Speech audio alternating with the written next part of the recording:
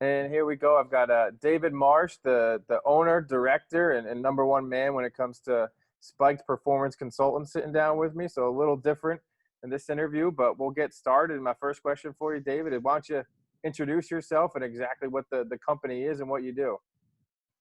Hey, how you doing? Thanks for having me, Matt. Um, Always a pleasure to see you.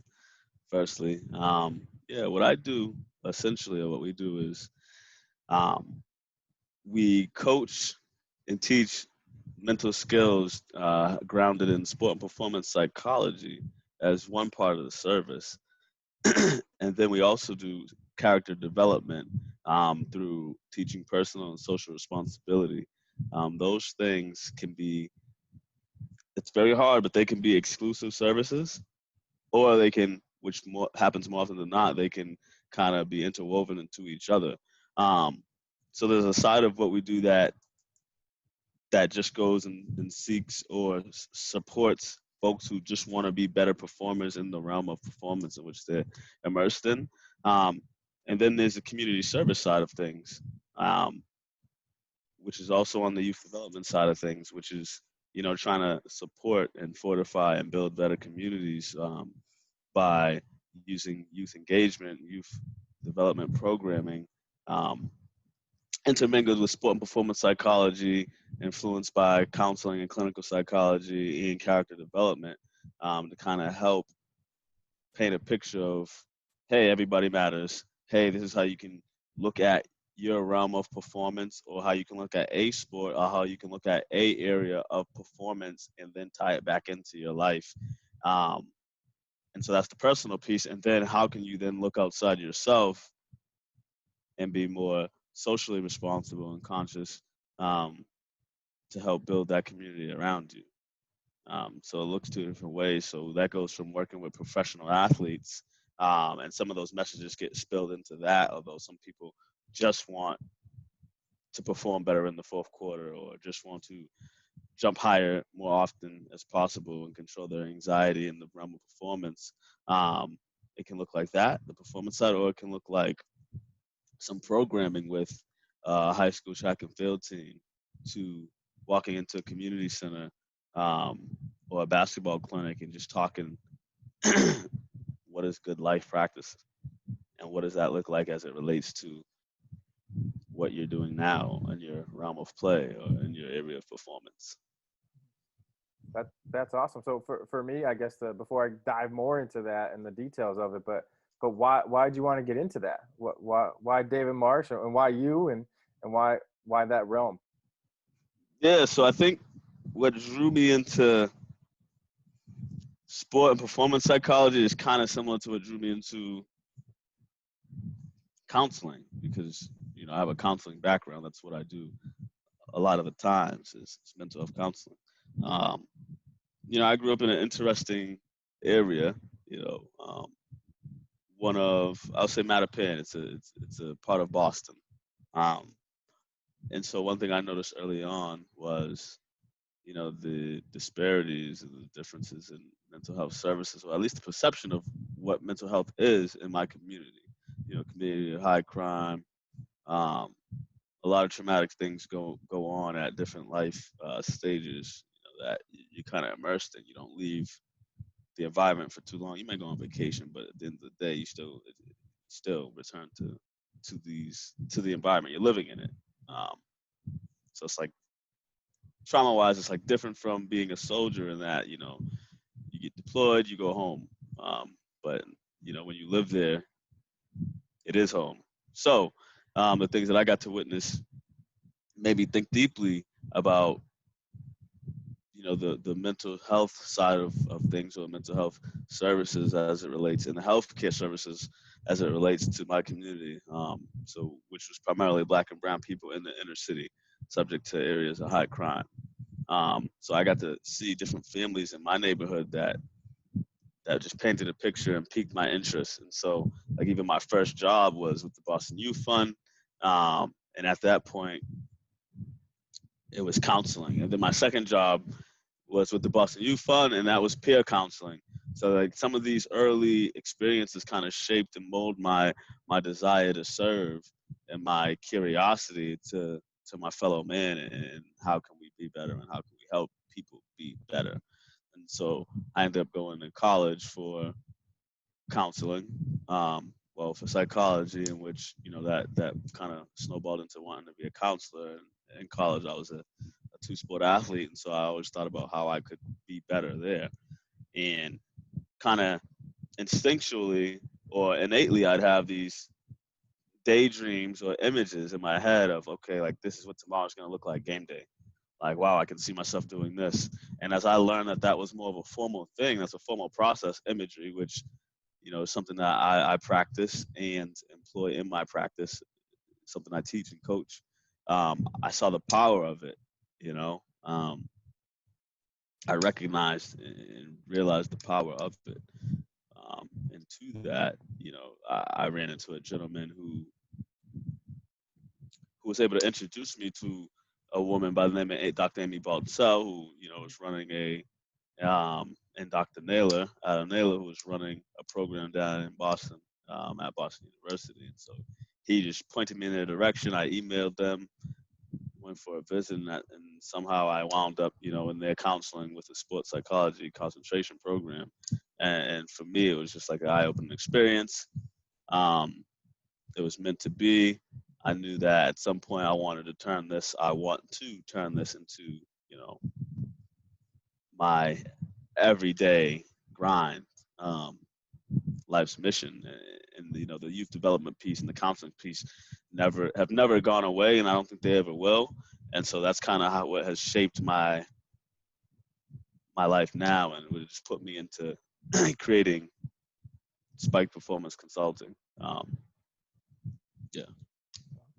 Love that. And I know for me, the imagery stuff is big. I know I tell it to our players, excuse me, our players every Friday before kind of our last practice or our last meeting before getting ready for our Saturday games. It's like, hey, like visualize it tonight when you're sitting there watching high school, college football, whatever it may be you're watching on, maybe it's a movie you watch, but whatever it is, like when you're watching that stuff, like picture yourself having the great catch or the 3rd and 1 like power run or the big play, whatever it may be. Picture that to kind of set yourself up so it'll happen the next day or the next morning, whatever it may be.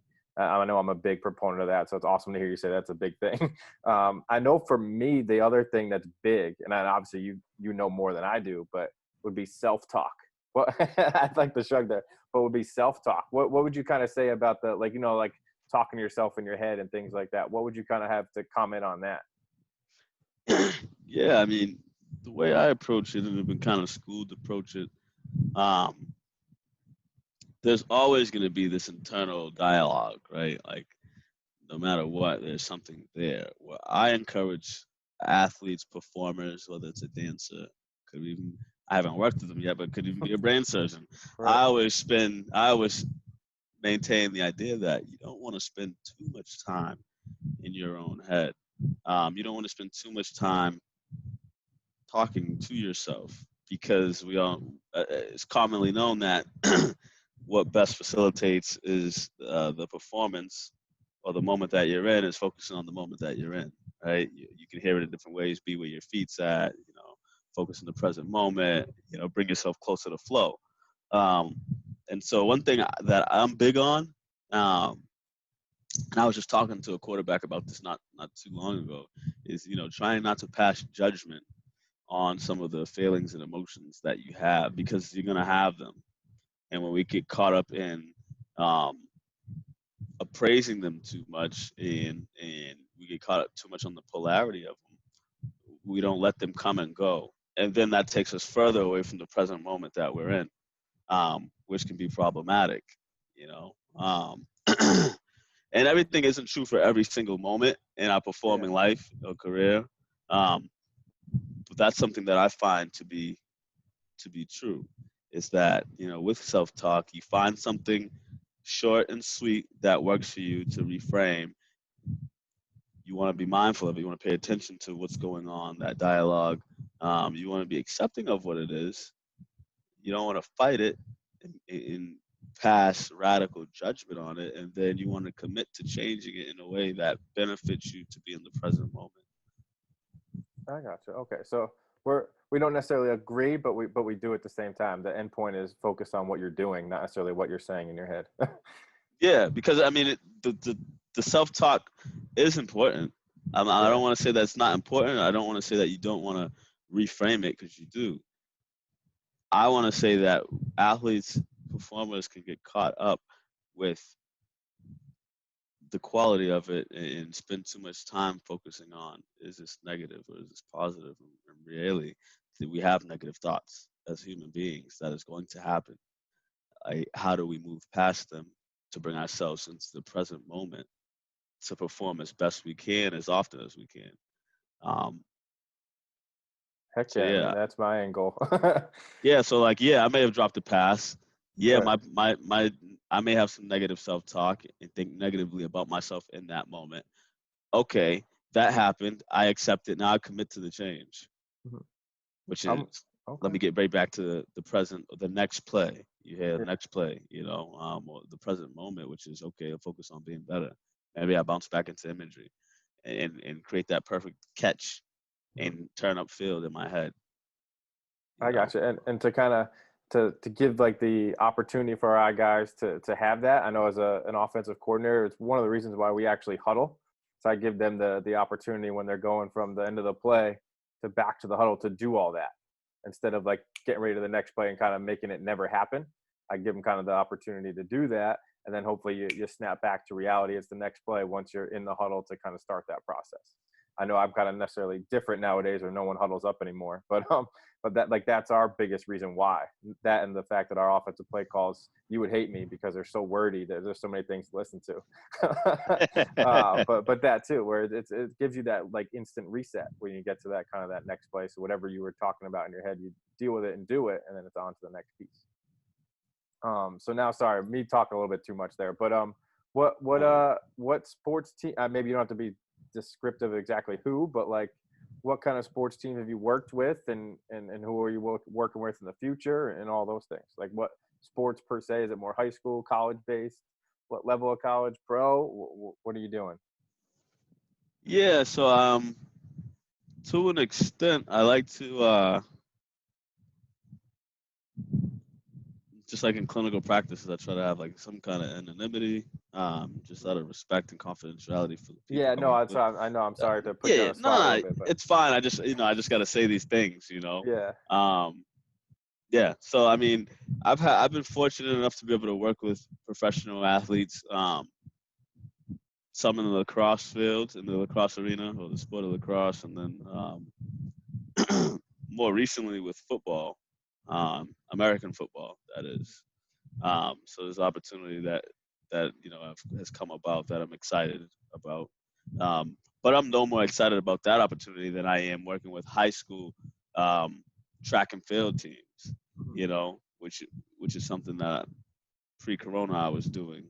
Um, because again, to me, one of the biggest things is developing, helping fortify a community. And I think because sport lives in society and it's such a powerful force, to me, that's a unique opportunity to kind of grab people while they're young and use the power of sport to help them kind of galvanize their community with principles that, and identity formation, ideas, concepts, and practices that are powerful and contagious. Um, and then also, I mean, I got my start working with college track and field teams. Um, with a college track and field team, which was a really eye-opening and unbelievable experience for me. I was with them as an intern. Then I went away and I came back to that very team, and as under my own name, as Spike Performance Consultant, which was a blessing. And I thank everybody there. That was at a college in Boston. I thank everybody there for that experience, and the coach. I got Tony. Okay. Um, who was an unbelievable guy, and giving me, that window into college track and field, because I wasn't traditionally a track and field guy. Um, but now I feel like I'm a track and field guy by way of practice. I've done more work with Okay. track and field athletes than any other athlete by far. Then But I yeah, will so it say goes from this, working with. not to cut you off, but when it goes to that, I mean, we played football together. We were both receivers in the same receiving corps, played on the field next to each other and things like that. Smoothest guy I know. Yeah, I appreciate that. Yeah. And then I know you were also a lacrosse player too. But what would you say is different from track and field than football and lacrosse, or is it more similar than different than I would think? I think from the cognitive or cerebral mental side of the game, I think what's different, and it doesn't have to be, but to an extent it is, I think innately. What's different is, the in some ways the camaraderie, in some ways the electricity of the team atmosphere, um, and culture that can really help explode and um, help support the individual performance. And I think really good programs focus on this, and so it isn't. And that's why I say it doesn't have to be the difference. But I think, from my experience with track and field, I think the ability to kind of be detached as a team and not have that connectivity is one of the bigger differences. But again, I think you're cooking with a hot flame when you have a program that's really focused mightily on having the connective tissues of the team start from being a team. Like even if you're Right. running a mile by yourself, still having enough people or the majority of people up on the perimeter of the track and field to be yelling and supporting that person, and even all outside of the actual track, making sure that people connect, Right. providing those opportunities for athletes to connect. And again, this goes back to one of my core values and messages is that everybody matters. And really, you don't have a team unless you have that principle, I think. I mean, you can have a team, you can have a group of people that function together, but I think to get the most out of that group of people, everybody should matter. Everybody should be Okay. extremely localized because, your problem's my problem when it's local. When it's global, there's a disconnect. So I think, and your success, likewise, your success is my success when it's local, and the same when it's global, when it's more global or distant. So I think that's one of the big things, and I think there's just the innate or inherent factor of track and field being a lot of individualized efforts. Mhm. Like you don't have to block for somebody for them to then spring an 80-yard run.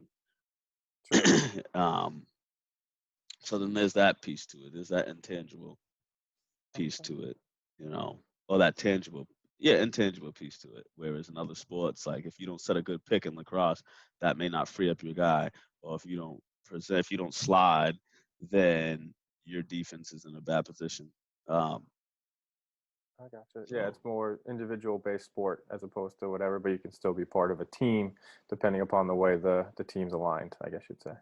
yeah, I do like so that. Can you just touch on that again when you say the problems are local when it's like together and global is too far and there could be disconnect? I think that was so awesome. I just want to hear that eloquence again kind of thing. yeah, no, I mean I think and this goes to like this is why I say like I offer kind of two or three services in a sense, but it's almost impossible for me to separate or not into what we, because I always maintain.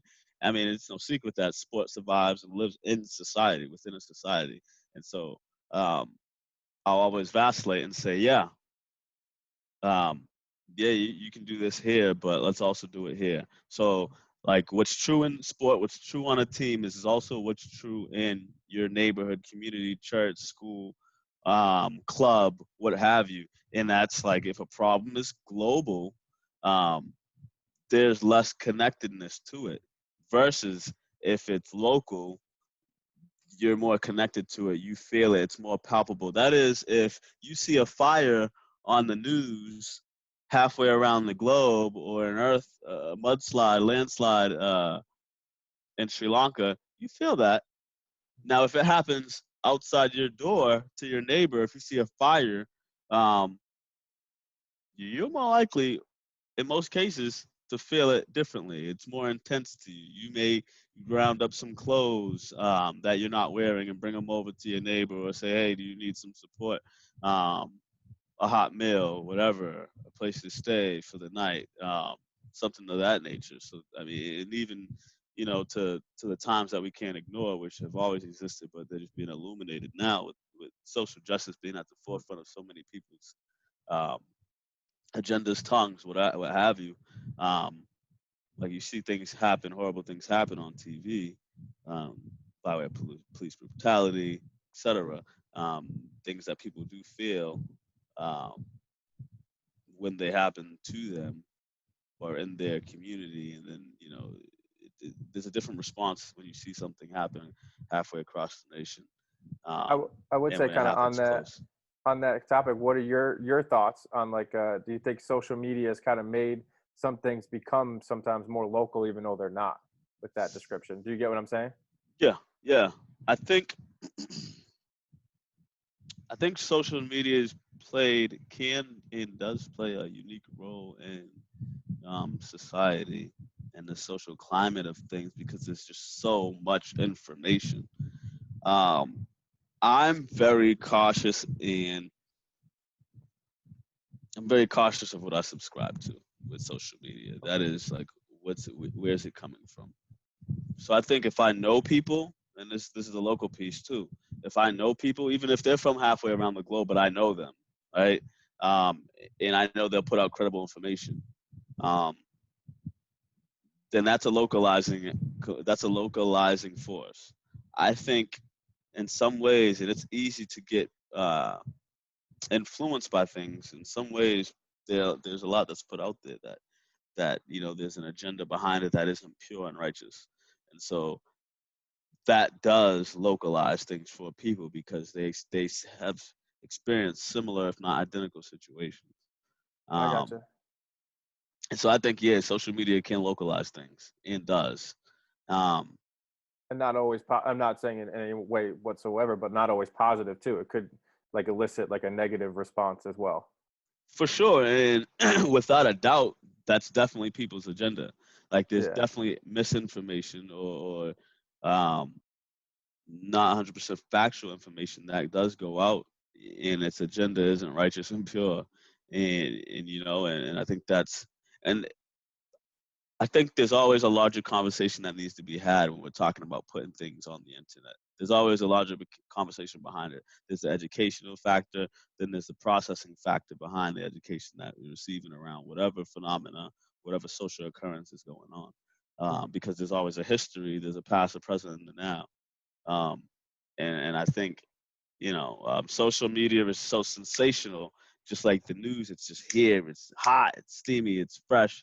It's good. It's bad. It's ugly. It's raw. It's in your face, and um, it's a lot to digest. Yeah. With something like right at your retina, right on the screen. So it's like there's time that goes into this. I mean, I think as society, as people, to be better, to want to do better, I think there's just more work than I think a lot of more work and time that goes into that work that's needed, and maybe more than people have due to whatever Mhm. economic strains. And I think personally that's why we need more people like you who are able to kind of help people not necessarily cope all the time, but like process things. 'Cause that's really what it's about. It's not necessarily taking the information and then just spitting back what you feel right away. It's being able to process information and be right, like you said, righteous and doing things, be a good person. I mean, overall, but just be a good person. Yeah, I mean, and to that, somebody who we both know. I don't know your relationship with him, but good friend of mine, Yeah. Blake Simpson, Coach Yep. Blake Simpson, right? Yeah. Blizzy.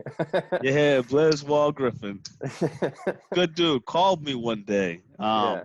and we had maybe an hour-long conversation about the social climate. Yeah. One thing that became evident, and I don't know that it was a surprise for me, but it was just like a refresher and re-illuminated that um, the conversations need to happen more. Cross-cultural conversations are uh, monumental. They're a necessity in terms of developing and building understanding. Like we sat down on the phone and talked for an hour about just things that there was things that he didn't know or he wasn't sure of, or stories that he had where people reached out to him. And I Mhm. was able to offer my perspective. being of a different culture in parts, and don't get me wrong, we share some of the same culture. We're both in the lacrosse world. Yeah. We've coached together, we've played together, um, you know, um, but these are things that need to happen. The fact that I can come onto your show, um, and talk about these things and not just talk about performance and what I like Right. to do for athletes, um, is an amazing thing. And not to be premature, but I'm glad you have me, and I'm glad we've been able to be friends for so long.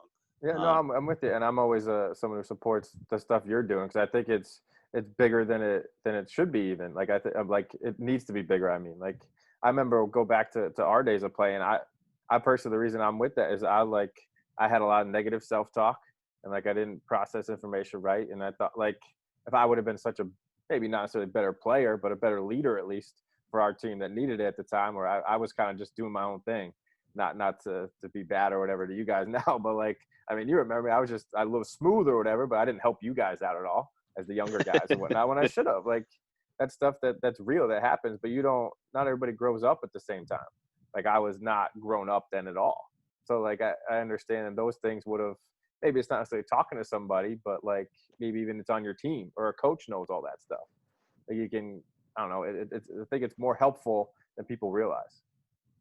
no, I agree. I mean, and I think I share some of your experience there because I recognize like there's different styles of leadership, and um, at that point in time, I could have benefited from having somebody who's in the position I'm in now be with us as a team, Right. um, for sure, just to kind of keep me on track and keep my message and what I wanted to put out,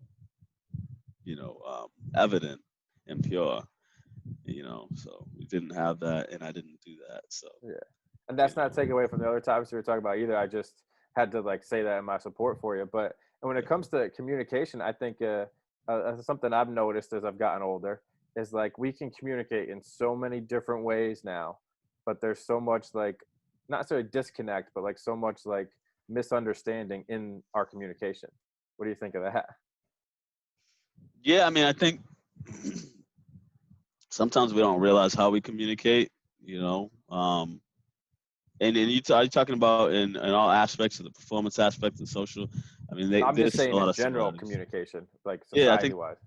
Yeah, But yes, yeah, I performance think too it's was. easy to be. I think it's easy to be misunderstood, and it's easy to not be clear when we think we are. Like one thing that I think Right. is wildly important is language, right? Like there are so many words, especially in the English dictionary, that language is wildly important. You can say one thing many different ways, and there's nuances to the meaning of each word, right? Synonyms, whatever. Um, so it's easy to say something and leave somebody feeling just a little off from what you wanted them to feel or understand. And I think also, a lot of how we communicate in sport and outside of sport is nonverbal. What does our face Yeah. look like? What does our expressions look like? What But no, is well, our we can't see that nowadays with wearing a mask. Sorry to cut you off, but just yeah, I man. I love to mean, always inject humor. Sorry, so I had to put that in no, there. it's But real. It's real. Now they got those masks with the little clear things on it. yeah, The clear. I don't know what that's about, but I don't know. Yeah. So the body language, and then what's our energy like? Also, like, what are our vibrations? I believe in vibrations. I yeah, don't know. Not everybody does, but I think you can feel frequencies, whatever. Um, and so I think that those are things, aspects of communication that people don't necessarily put enough stock into. Take enough time to be intentional of their words and their delivery and their body language and their expressions.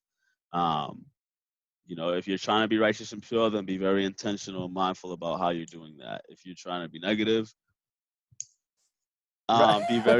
be very Same shit. Yeah, intentional about how. Yeah, I say that jokingly because yeah.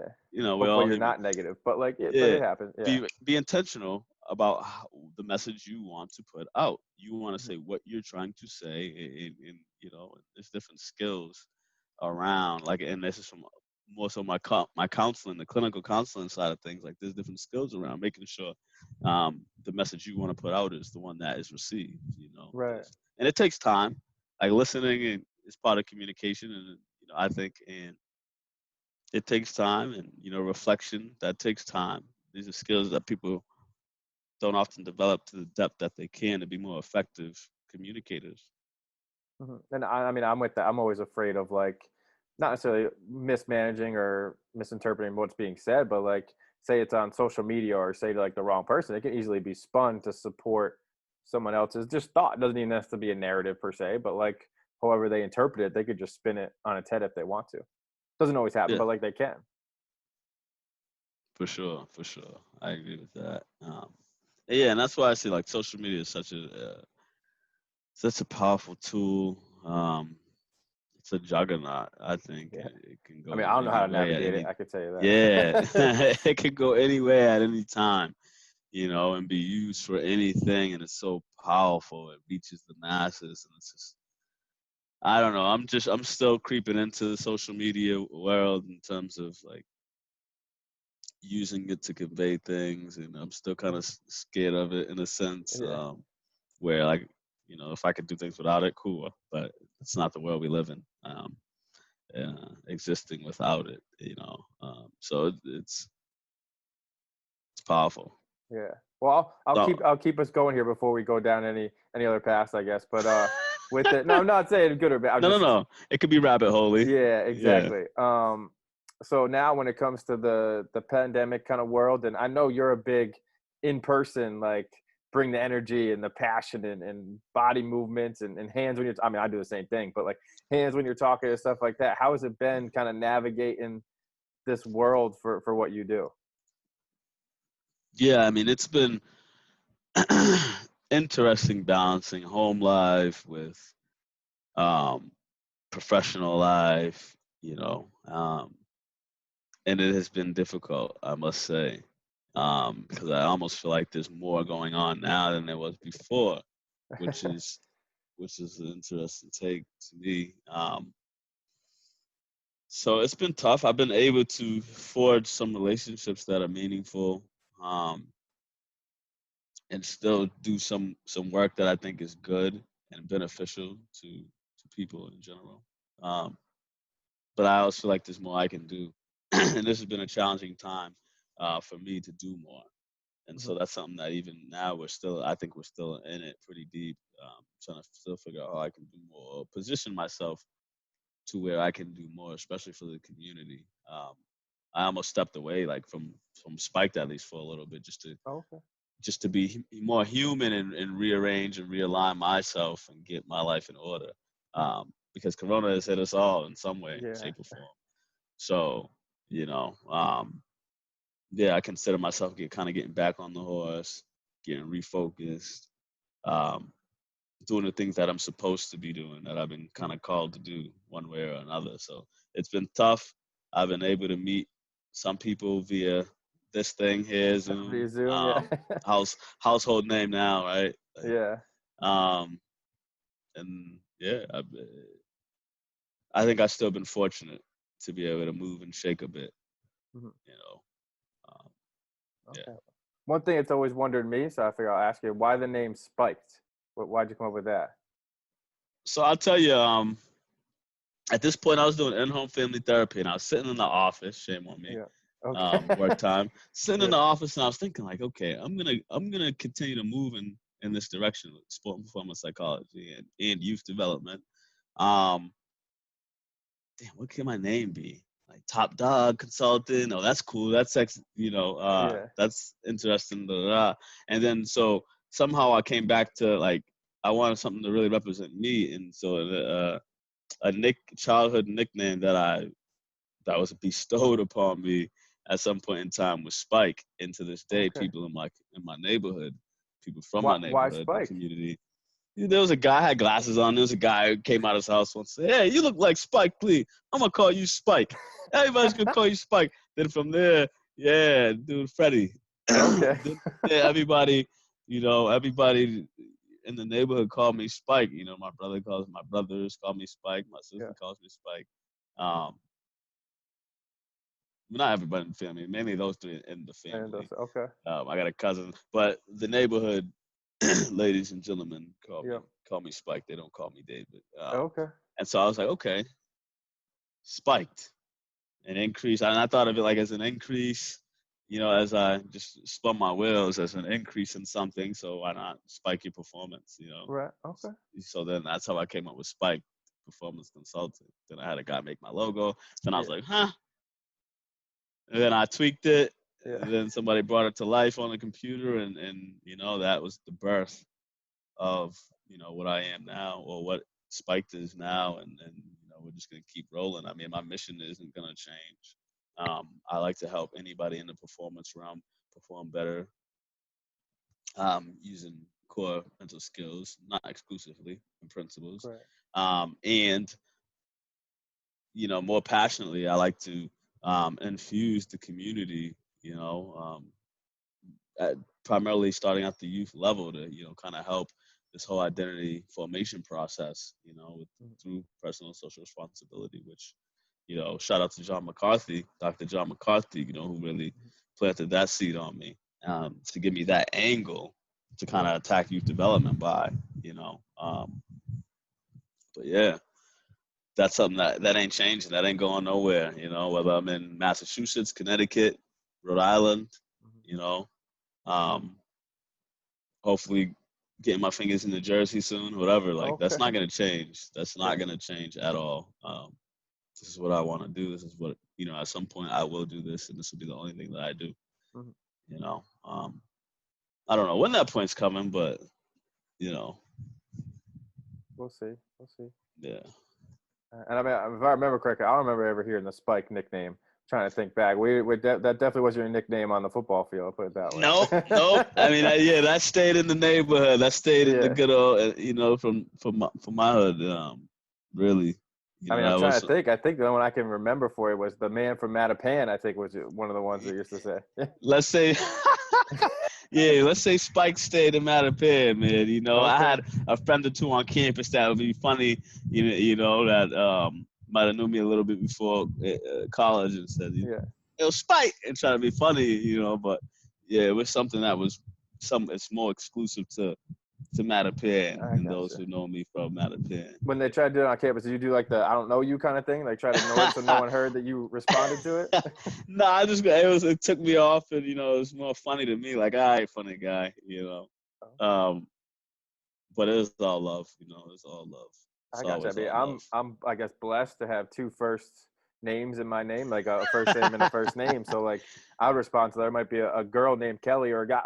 It's not it's a whatever kind of name, but like I might respond to. That's part of what makes you so smooth. The man got two first names. I don't think that's it. I don't think that's it.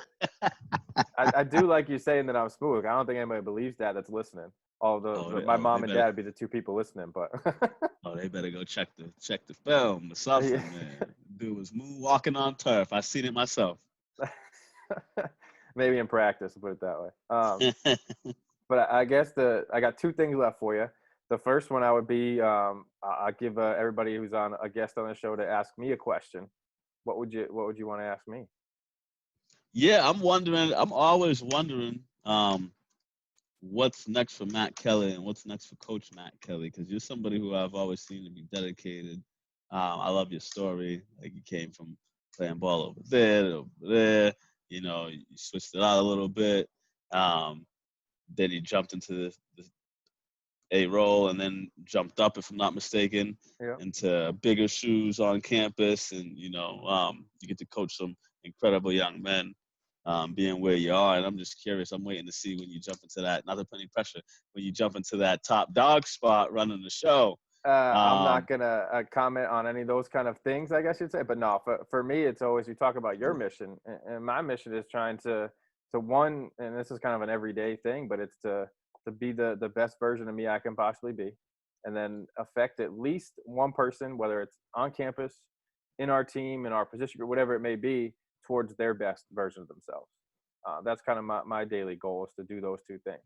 And then throughout that, I'll be able to push myself to whatever is next in store. So I'm learning how to dodge questions, by the way. But like whatever is next in store for me that allows me to push people to be their best. And when I say be their best, it's not just on the field. It's obviously school-wise too, as a college coach. And then like you're saying, like personal responsibility is a big thing. I mean, especially nowadays. I mean, not that I know exactly or understand exactly, but personal responsibility is huge. and to kind of have those three things interwoven in your social kind of aspect of life, and to just be the best person you can be. So whatever gives me the opportunity to keep doing that, I'm going to do. But that's my definite answer anyway, but my way to be vague and not answer your direct question too. Yeah, I mean, a better question would have been like, how do you like coaching college ball? I thought I wanted to coach college ball, and I did, and life changed for me, and so I couldn't. How do you like that in general? So I think it's the best time because for me per se, like you're in the age of maturity. Like your mind is starting to kind of process who you're going to be. Maybe not till you get older or whatnot, who you become, but like you're starting to think about like, what are the things I like to do? What's my calling per se? Like what kind of person do I want to be? Like who do I want to surround myself with? And I think those are the things to be able to help young men and women to go towards their goals of what they want to become. I think is a big thing about the college aspect. That's a little different from say high school, because college wise, you're not always just going back to mom and dad every day. You're kind of going back to your home life, whether it's yourself or your roommates or whoever you live with too. So it's kind of to help cultivate, I guess, the young mind that's growing and maturing at that point to kind of do the right thing, I guess you'd say. And then pro Gotcha. wise, I think that'd be awesome. But one, someone would have to want me to do it. But two, I think it's kind of been almost more not necessarily established, but you kind of know who you want to be and what you're doing, and it doesn't kind of combine the academic, social, and community. It does. Don't get me wrong, it does, but it doesn't kind of do that with like a campus wide approach, if you get what I mean. But And then I guess yeah, I was. oh, go ahead. No, I was just saying, I was excited to see when you started coaching. I was excited about that. Yeah, I mean, Vicariously, I was like, okay, yeah. I used to appreciate the text or call randomly from you or snaps. And I all through my like when I was at URI, I used to hit me up every once in a while when I was at Pace too. So it wasn't just now that I've been back in Worcester. So it's been fun to stay connected to you here and there too. To kind of, I mean, I've been following your growth too. It wasn't always just Spike Performance Consultant too. It was David Marsh still trying to finish school at one point too. So not to put you on blast a little bit, but Hey, it's real. The reality got to be a part of the story too. So yeah, that's true. And then I guess so. The last thing I'll leave you with is you kind of know a little bit about maybe I'd say it more to you because it'd be personal, but me too as a college athlete. What would you kind of give advice to those two young men and what they should do to kind of get back on the right path? I guess you say to being a leader and being a great teammate. Something just happened weird with my computer. Like something popped up. Haven't seen it pop up in years. So I just want to be clear. What would I say to the student athlete or person who's trying to get on the right track to become a leader? Yeah. So like I'm saying like picture young, smooth silk Matt Kelly and young David Marsh sitting there as two receivers, 4 and 8, next to each other out there on the line of scrimmage. But like they're not being necessarily leaders per se when they could be, and not being necessarily great teammates, not bad teammates, but like not the best teammate possible. What would you kind of give as advice to get back on track? Yeah. And funny enough, under odd circumstances, I kind of gave this. Somebody asked me something similar in the community. I call it a college age kid. Like, what would I do different if I was in college? So this is similar, I guess. But what I would say is, really sit down and focus on where you want to be and what you want to be. And then align yourself. Try to figure out what aligns you with that vision, that picture. And then kind of write out and tease out a list of what are the action steps to get there. So like if I want to be top dog on the team, what does that come with? Do I perform well? Okay, then there's a social aspect to being on a team. Am I the one who is trying to impact the rest of my teammates? What kind of leader do I want to be? Do I want to be somebody who only leads through putting out max effort all the time and letting that example be known? Do I want to be a verbal communicator? Do I want to be some kind of enforcer? So like, and then now we have the internet. You can find credible sources that help you also discover ways to align yourself, discover action steps. you want to find credible sources, obviously, and then tease out like what is it that is manageable for you? What's manageable for you? Create a plan, and then align yourself with those who can support that. Quite simply, one, and this is the personal and social responsibility piece. Yet again, I guess it goes back to that. Like you want to figure out personally what can I be responsible for and create a plan around that. Then you look outside yourself. Once you get a grasp on that, you look outside yourself and say, okay, now how do I commit to a social responsibility? And what aligns with that, and what action steps go with that? What can I do? What is realistic and manageable? Like, what can I manage? So like 48-hour rule. Everybody knows about that who plays college sports. Like, realistically, that matters. So like, do I enforce that? Do I encourage people? Kind of. One of the biggest things I think of being on a team and being a young athlete, so being a college athlete, is really identifying a group of athletes that can somewhat govern the team, that can somewhat help coaches maintain a connectedness, help coaches and your other players, your other fellow players, maintain a connectedness, a shared unified culture, and create a system that supports that balances and maintains that. You want to fortify that at all times. That is one thing that I've seen in successful programs, that I've also looked at unsuccessful programs, and they don't have that, somewhat exclusively. I mean, there are other factors, don't get me wrong, but that is something that at the very least helps each person connect and compete to something greater, with something in mind that's greater than themselves alone. So that's track and field, that's football, that's basketball. When you're connecting, and when you have a sense of belongingness, and ownership, to somebody else's success, well-being, that's a powerful, powerful, powerful responsibility and tool to use and harness to help performance, at least the social aspect of it. For sure. I really appreciate you just sitting down with me and talking with me and answering questions and posing questions and all those things. Before we cut this off, I haven't had someone who has another company or business. Do you want to give people, if they're listening, a chance to reach out to you if they want, with the contact info, or even just the name of the company if you want one more time as like a plug? I'll leave the floor to you. Sure. I mean, my name is David Marsh. SpikedConsulting.com is my website. At Spiked Performance Consulting is my Instagram. All of my information is on those two platforms. So I can be reached through there. My phone number is on both of those things, 617-833-9219. spikedconsulting@gmail.com. Feel free to reach out to me with any questions, comments, concerns. I'm always of the helping mindset, so I'd love to help. I love to talk about things.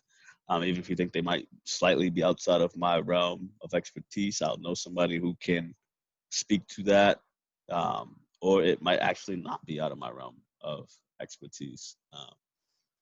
Either way, if an interest to have a conversation, I love to help. I love mainly to help. Help to receive it is always great, but yeah, love what I do. I'm really grateful to have a friend like Matt Kelly, Coach Matt Kelly. Yeah. And shout out to his father too. Another great man that I got a lot of love and respect for. And I'm glad that we were able to sit down, because it took maybe a couple of weeks to get this thing going. I know I had a rocky schedule last week. Yeah, no. This was rocky, but I said, I got to set my sails on this. So. Yeah, no, we made it work, which I think is definitely fruitful. I mean, we'll be out in a couple of days, but I think this was definitely probably I'd say my best one yet. I know Scott Sperone, the guy I started with, would argue that his was the best, but but I'll say this is my best one yet. That chair looks comfortable. I'm not gonna lie to you. It is comfy. It really is. I mean, I'm taking some slack, I guess, for it because it's a corduroy chair, but it's definitely comfortable. Somebody got to keep corduroy alive, man. Exactly. I actually do wear like corduroy pants too. I actually am a fan. Not now, obviously, but when it's colder, Yeah, I actually like them. Not gonna I like that about you, man. I like that. lie. I like that. Well, thanks again, David. Thank you for having me. Always a pleasure.